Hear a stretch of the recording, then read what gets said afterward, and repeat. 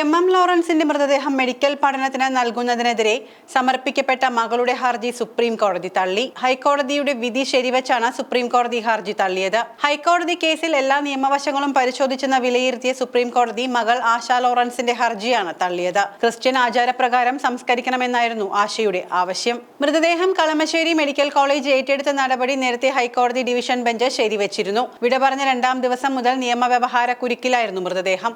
September 21-നാണ് M Lawrence അന്തരിച്ചത്.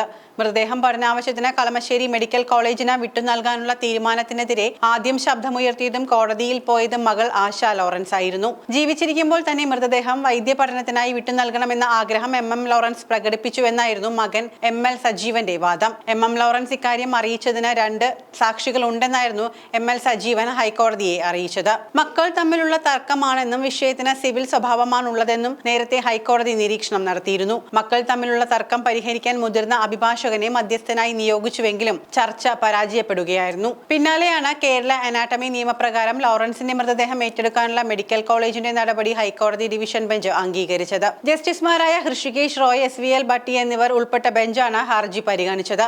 Kerala anatomy നിയമപ്രകാരം മൃതദേഹം ഏറ്റെടുത്ത എറണാകുളം സർക്കാർ മെഡിക്കൽ കോളേജിന്റെ തീരുമാനം ആദ്യം ഹൈക്കോടതി ശരിവച്ചിരുന്നു. എറണാകുളം ടൗണിൽ പൊതുദർശനം നടക്കുന്ന അതേ സമയത്ത് തന്നെയാണ് വിളിപ്പാട് അകലെ ഹൈക്കോടതിയിൽ ആശയുടെ ഹർജി പരിഗണിച്ചത്. തീരുമാനം മെഡിക്കൽ കോളേജിന് വിട്ട് ആശയുടെ ഹർജി ഹൈക്കോടതി തീർപ്പാക്കി. പിന്നാലെ 3 മക്കളെയും കേട്ടതിന് ശേഷം മൃതദേഹം പഠനാവശ്യത്തിന് ഏറ്റെടുക്കാൻ മെഡിക്കൽ കോളേജ് തീരുമാനിച്ചു. ഇതിന് പിന്നാലെയായിരുന്നു ഹർജിയും നിയമവ്യവഹാരങ്ങളും നടന്നത്. എന്നാൽ ഇപ്പോൾ FB പോസ്റ്റിലൂടെ പ്രതികരിച്ചിരിക്കുകയാണ് എം ലോറൻസിന്റെ മകൾ ആശ ലോറൻസ്. എം ലോറൻസിന് നീതി നിഷേധിക്കപ്പെട്ടു. ചതിയനായ സഖാവായ മകനെ മുൻനിർത്തി കള്ളസാക്ഷികളെ ഇറക്കി നേടിയെടുത്ത അനീതി അച്ഛനും അമ്മയ്ക്കും കൂപ്പുകൈ എന്നാണ് ആശ അല്പം മുൻപ് ഫേസ്ബുക്കിൽ കുറിച്ചത്. 17-ാം വയസ്സിൽ കമ്മ്യൂണിസ്റ്റ് പാർട്ടി അംഗമായി എറണാകുളത്ത് തൊഴിലാളി വർഗ പ്രസ്ഥാനം കെട്ടിപ്പടുക്കാൻ ഇറങ്ങിയ മുന്നണി പോരാളിയുടെ മൃതദേഹമാണ് 3.5 മാസക്കാലത്തെ നിയമ പോരാട്ടത്തിനൊടുവിൽ ഇപ്പോൾ മെഡിക്കൽ കോളേജിന് വിട്ടു നൽകാൻ തീരുമാനമായിരിക്കുന്നത്.